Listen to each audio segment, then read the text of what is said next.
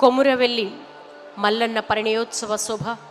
మరోవైపు కోటి దీపాల వెలుగుల మధ్య పరమేశ్వరుడు ప్రత్యక్షమవుతున్నాడు బంగారు లింగ రూపంలో. స్వర్ణలింగోద్భవాన్ని ప్రారంభించవలసిందిగా మనవి.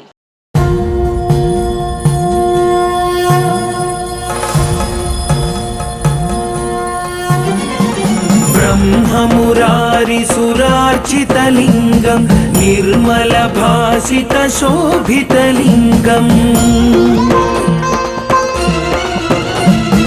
జన్మజ దుఃఖ వినాశకలింగం తత్ప్రణమామి సదా శివలింగం దేవముని ప్రవరార్చితలింగం కామదహన కరుణాకరలింగం రావణ దర్ప వినాశనలింగం తత్ప్రణమామి సదా శివలింగం सर्वसुगन्धसुलेपितलिङ्गं बुद्धिविवर्धनकारणलिङ्गं सिद्धसुरासुरवन्दितलिङ्गं तत्प्रणमामि सदा शिवलिङ्गं कनकमहामणिभूषितलिङ्गं फणिपतिवेष्टितशोभितलिङ्गं दक्षसुयज्ञविनाशनलिङ्गं तत्प्रणमामि सदा शिवलिङ्गम् कुङ्कुमचन्दनलेपितलिङ्गं पङ्कजहार सुशोभितलिङ्गम् सञ्चितपापविनाशनलिङ्गं तत्प्रणमामि सदा शिवलिङ्गं देवगणार्चितसेवितलिङ्गं भावैर्भक्तिभिरेव च लिङ्गं दिनकरकोटिप्रभाकरलिङ्गं तत्प्रणमामि सदा शिवलिङ्गम्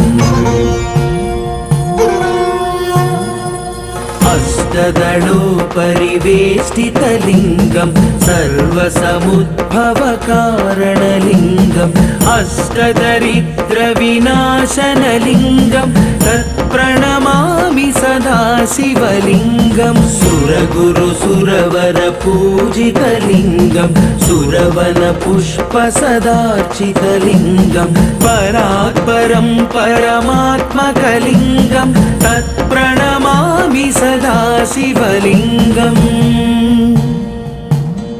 लिङ्गाष्टकमिदं पुण्यं यः पठेत् शिवसन्निधौ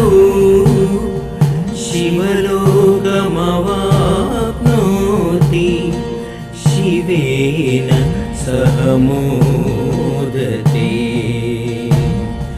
शिवेन सह मोदते।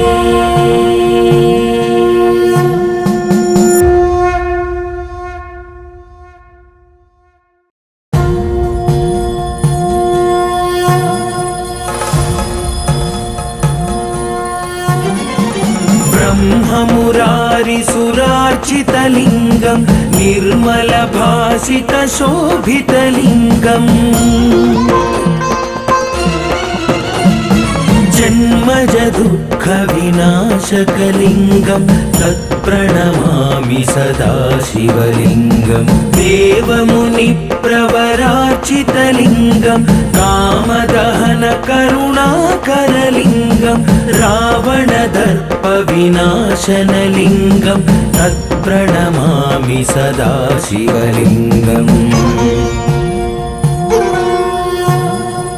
सर्वसुगन्धसुलेपितलिङ्गं बुद्धिविवर्धनकारणलिङ्गं सिद्धसुरासुरवन्दितलिङ्गं तत्प्रणमामि सदा शिवलिङ्गं कनकमहामणिभूषितलिङ्गं फणिपतिवेष्टितशोभितलिङ्गं दक्षसुयज्ञविनाशनलिङ्गं तत्प्रणमामि सदा शिवलिङ्गम्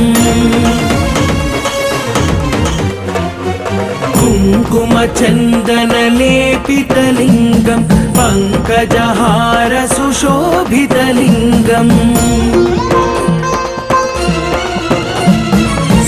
पूजितपापविनाशनलिङ्गं तत्प्रणमामि सदा शिवलिङ्गं देवगणार्चितसेवितलिङ्गम्।